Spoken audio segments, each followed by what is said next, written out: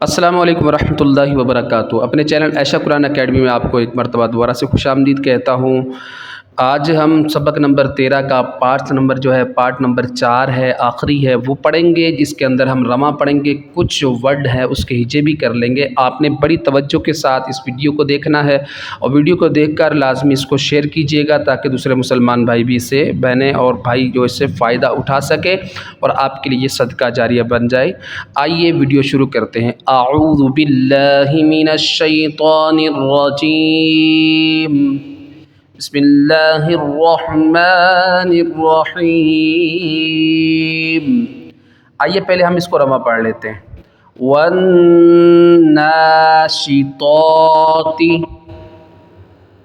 اس میں دیکھیں ایک نون مشدد ہے۔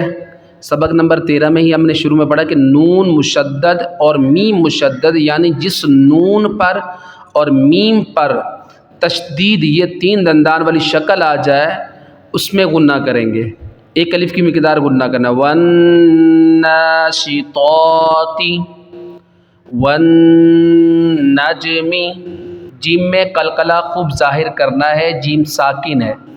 والنجم کوّرت، را کو موٹا کر کے کوّرت، مطہرتن، مطہرتن، اس پہ خاص توجہ دینی ہے۔ اکثر لوگ یہاں پہ غلطی ضرور کرتے ہیں، مطہرتن یا مطہرتن پڑھ کے چلے جاتے ہیں۔ نارملی یاد رکھیے گا، طا کو موٹا کرنا ہے، وہ طا کو ہا کے ساتھ ملانا ہے، تشدید والا ورڈ ہے۔ تو مطہرتن، سیرت، سین یا پہ سوئی، صحیح ہے، ملا کے سیرت، یذکر، یا کو ذال کے ساتھ اور ذال کو کاف کے ساتھ ملانا، یذکر، لیدبروا،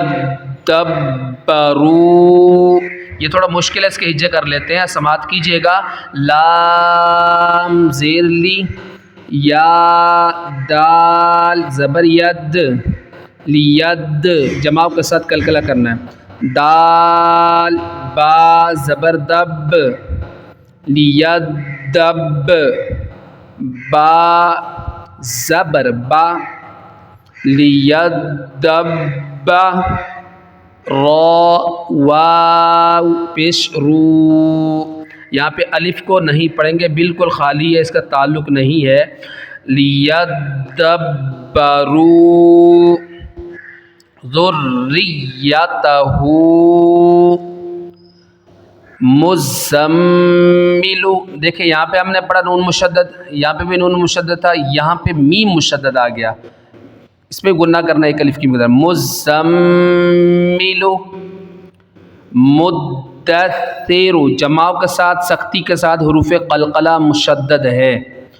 مدثر، علی النبی، یسمعون، دوبارہ سماعت کر لیں، یسم، میم میں غنہ کرنا ہے، یسم، یا کو سین کے ساتھ، سین کو میم کے ساتھ ملانا ہے، یسمعون،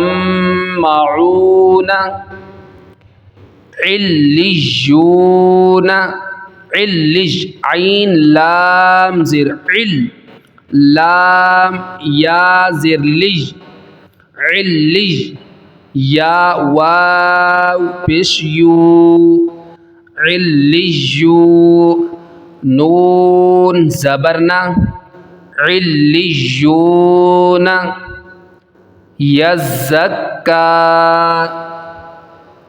یا پہ زا کو، یا کو زا سے ملانا ہے اور زا پر سٹی بھی نکالنی، یاد رکھیے گا۔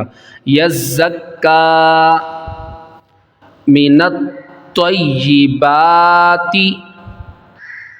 ان الظن، اب یہاں پہ دیکھیں، پہلے یہاں پہ بھی غنہ ہے، نون مشدد آ رہا ہے، اس کے بعد اینڈ میں بھی نون مشدد کا غنہ ہے، صحیح ہے، دونوں جگہ پہ غنہ کرنا ہے اور زوا کو پر کرنا ہے۔ زواں پڑھتے ہیں بعض لوگ، زواں نہیں پڑھنا، صحیح ہے۔ ان الظن، بغیر سیٹی کے بھی پڑھنا ہے، بغیر ناک کے اندر اس میں لے کے نہیں جانا، بلکہ نارملی طریقے سے۔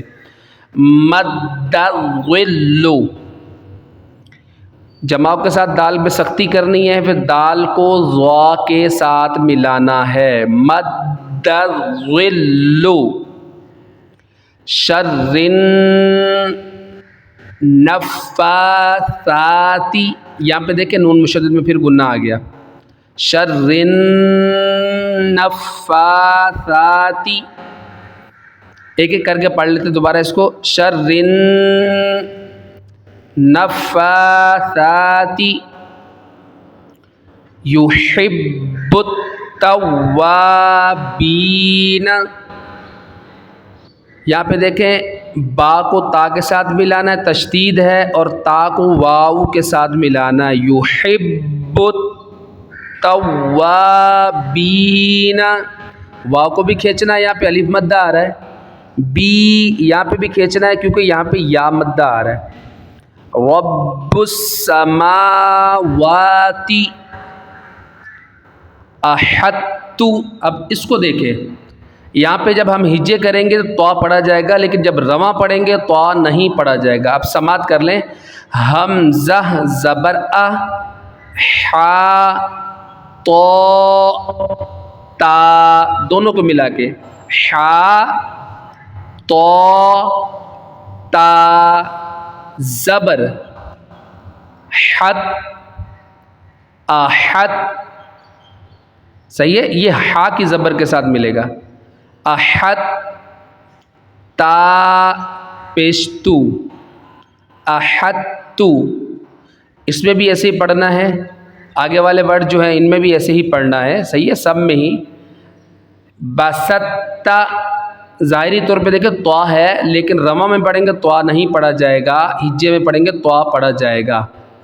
نخلقکم، اب یہاں پہ دیکھیں قوف موٹا ہے، ایک بیچ میں کاف بھی آ گیا، تو یہاں پہ ہجے میں قوف کو پڑھیں گے لیکن رواں میں نہیں، نخلقکم قد تبین، اب دیکھیں یہاں دال لکھا ہوا، اگر پڑھتے تو قد تبین پڑھتے، لیکن قد نہیں بلکہ قوف کو تا کے ساتھ، قد تبین، عبدتم